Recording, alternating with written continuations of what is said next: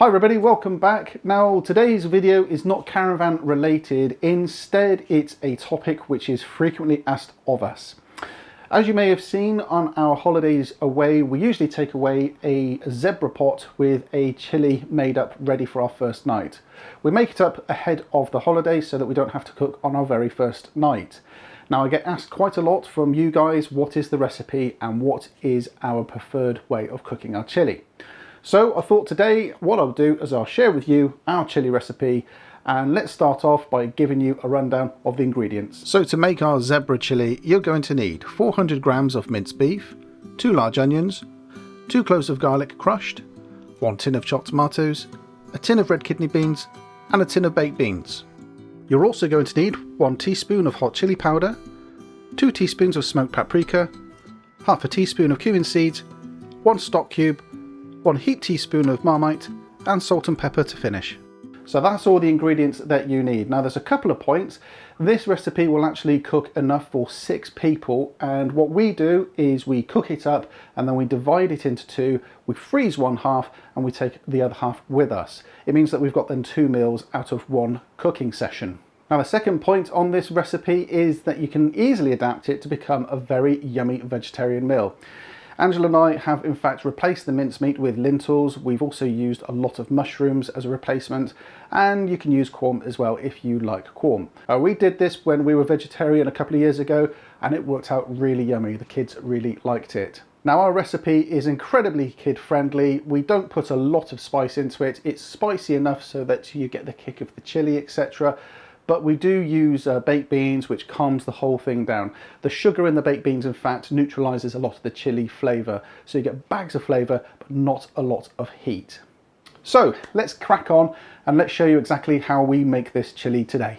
To begin with, slice the onions into strips and add a splash of oil to a large pan. Fry the onions on a medium heat until soft. Add the garlic and continue to cook for a couple of minutes, after which add the minced beef and cook until the meat is brown.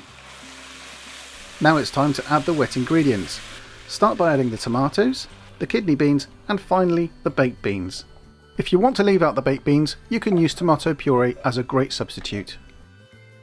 With all the wet ingredients added, continue to cook and raise the temperature in the pan. We can now continue and add the spices to the dish. Start by adding the stock cube, then the chili powder. Now depending on how hot you like it, depends on how much chili powder you really need. If you do like it really hot, try some chili flakes as well. If you don't like it quite so hot, or you want to make it more child friendly, try some medium chili powder with bags of flavour and minimal heat. Now add the smoked paprika. The smoked paprika adds a nice smoky flavour to the final dish. If you don't have smoked paprika, you can substitute with some plain paprika instead. Next, add the cumin seeds. Go careful not to overdo this, as you can overpower the dish. Add the spoon of Marmite to give a rich flavour to the final dish, and finally add a few twists of black pepper and some salt. And reduce the heat, leave to simmer on a low temperature for about an hour. And there we go, that is the chili now bubbling away. Half an hour before it's ready to dish up, it's going to be time to start the rice. So what we do is we use 1 mug of easy grain rice and we double the quantity of water. Now that gives us enough rice for 3 to 4 people. And what we do is we usually do it in the microwave. If you don't have a microwave, or if you're in the caravan and you haven't got a microwave, don't worry, just do exactly the same measurement, put it in a saucepan and cook it for about 25 minutes. Occasionally take the lid off of it, but not too often because you'll release the steam. And when the rice is level and you've got little holes in the top, give it a good spoon around, make sure it's not too wet, your rice is cooked.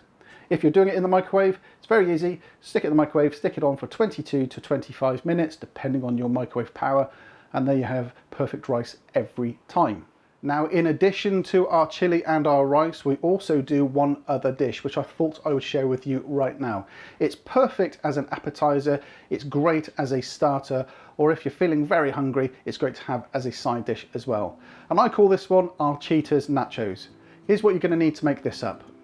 To make the cheating nachos, all you need is a pack of tortilla chips, a pack of cheese slices, a salsa dip, a guacamole dip, and a sour cream and chive dip. And finally, and optionally, add a jar of jalapeno peppers as well.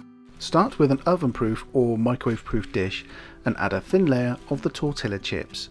Spoon some of the salsa onto the chips in small quantities. Break up and distribute 3 or 4 slices of cheese over this layer, and if you're up for it, add some jalapeno peppers too.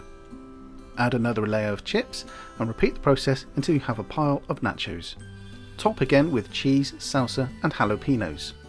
Place in the microwave for 5 minutes or in the oven for 10 minutes until the cheese is melted and the chips have settled. Remove and place small dollops of guacamole and sour cream over the top. Serve either as a side dish or as a great snack for evenings of entertainment or snuggling in. There we go guys, that is today's recipe now complete. I hope it's been useful for you. Now if you're going to take it away, the best thing you can do now is to take it off the heat and let it go completely cold before replanting it into another pot. As discussed, we use a zebra pot, and if you want to look at the zebra pots, I've put a link in the description below. Otherwise, put it into a sealed container and stick it in the fridge, and it's absolutely perfect for when you arrive. As I've mentioned, this recipe makes up enough chili for 6 hungry people or 2 lots of 3 meals. We serve one half up tonight and the other half goes in the freezer. So I hope you found it useful. If you haven't got the recipe and you haven't got the method, don't panic. The link is up here to our website where there's a full blog post and detailed methods in how to create this chili con carne. So any thoughts, questions or comments, feel free to put them down below. And until next time guys, we'll see you again soon. Take care now, bye bye.